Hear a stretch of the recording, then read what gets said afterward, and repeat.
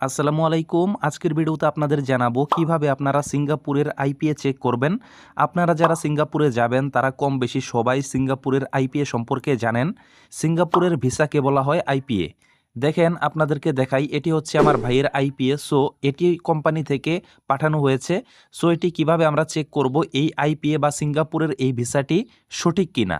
সিঙ্গাপুরের আইপিএ সঠিক কিনা এটি জানার জন্য আপনাদেরকে মিনিস্ট্রি অফ ম্যান পাওয়ার মানে সিঙ্গাপুরের যে ওয়ার্ক পারমিটের যে ওয়েবসাইট রয়েছে সেই ওয়েবসাইটে প্রবেশ করতে হবে।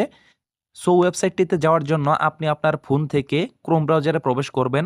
ক্রোম ব্রাউজারে প্রবেশ করার পর আপনি উপরের ইউআরএল বক্সে সার্চ করবেন MOM।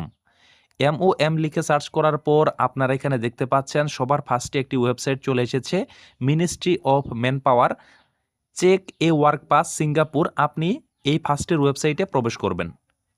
ওয়েবসাইটটিতে প্রবেশ করার পর এখানে দেখতে পাচ্ছেন ল্যাঙ্গুয়েজ সিলেক্ট করতে বলা হচ্ছে। তো এখান থেকে আপনি যদি ইংলিশ না বুঝেন তাহলে বাংলাতে ক্লিক করবেন। আমি ইংলিশে ক্লিক করলাম। তারপর এখানে দেখতে পাচ্ছেন সবার নিচে রয়েছে স্টার্ট, আপনি এই স্টার্টে ক্লিক করবেন। তারপর সবার ফার্স্টে দেখতে পাচ্ছেন ডেট অফ বার্থ, এখানে ক্লিক করে আপনি পাসপোর্ট অনুযায়ী আপনার জন্ম তারিখটি সঠিকভাবে দিয়ে দিবেন। তো এখান থেকে আপনি ডান পাশে যে ক্যালেন্ডার আইকন দেখতে পাচ্ছেন এখানে ক্লিক করে এখান থেকে আপনি বছরের উপর ক্লিক করে এখান থেকে আপনার জন্ম সালটি সিলেক্ট করে নেবেন। এখান থেকে জন্ম সাল সিলেক্ট করার পর এখানে আপনি মাসের উপর ক্লিক করে এখান থেকে আপনার মাস সিলেক্ট করবেন।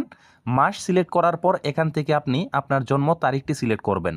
এভাবে আপনি জন্ম তারিখটি সঠিকভাবে সিলেক্ট করার পর নিচে দেখতে পাচ্ছেন পাসপোর্ট নাম্বার, আপনি এই পাসপোর্ট নাম্বারে ক্লিক করবেন। পাসপোর্ট নাম্বারে ক্লিক করার পর এখানে যে বক্সটি চলে এসেছে এখানে আপনার যে পাসপোর্ট নাম্বারটি রয়েছে সেই পাসপোর্ট নাম্বারটি এখানে বসিয়ে দিবেন। আমি অলরেডি পাসপোর্ট নাম্বারটি কপি করে নিয়েছি, সেটি এখানে আমি পেস্ট করে দিচ্ছি। পাসপোর্ট নাম্বারটি এখানে সঠিকভাবে দেওয়ার পর এখান থেকে আপনি সাবমিটে ক্লিক করবেন। অবশ্যই জন্ম তারিখ সঠিক হতে হবে এবং পাসপোর্ট নাম্বার সঠিক হতে হবে, তারপর সাবমিটে ক্লিক করবেন।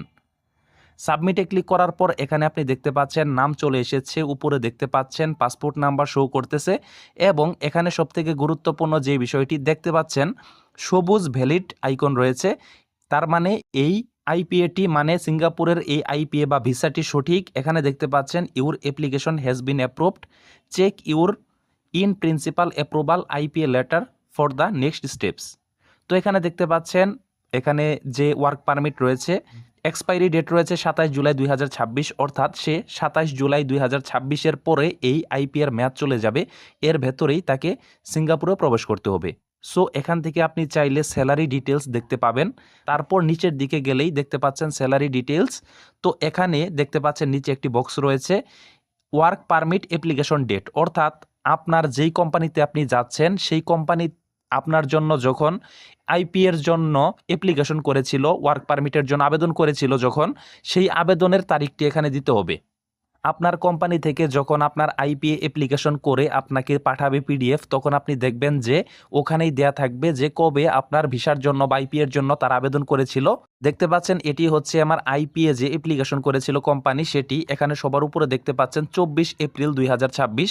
সো সেই তারিখটি এখানে আমাকে বসিয়ে দিতে হবে 24 এপ্রিল 2026। তো এখান থেকে এই তারিখটি দেওয়ার পর এখান থেকে আপনি সাবমিটে ক্লিক করবেন। সাবমিটে ক্লিক করার পর আপনি দেখতে পাচ্ছেন এখানে তার আইপিএর যাবতীয় ডিটেলস দেখাচ্ছে। এখানে দেখতে পাচ্ছেন তার বেসিক স্যালারি হচ্ছে 650 সিঙ্গাপুরিয়ান ডলার। তো এখানে আপনি যেই কোম্পানিতে উনি যাচ্ছে সেই কোম্পানির এমপ্লয়ারের নাম দেখাচ্ছে কনস্ট্রাকশন ওয়ার্কার, এটি একটি কনস্ট্রাকশন সাইট। তো আশা করি আপনারা বুঝতে পেরেছেন কিভাবে আপনারা সিঙ্গাপুরের আইপিএ বা সিঙ্গাপুরের ভিসা চেক করবেন, তাছাড়া আপনি কিভাবে স্যালারি ডিটেলস দেখবেন।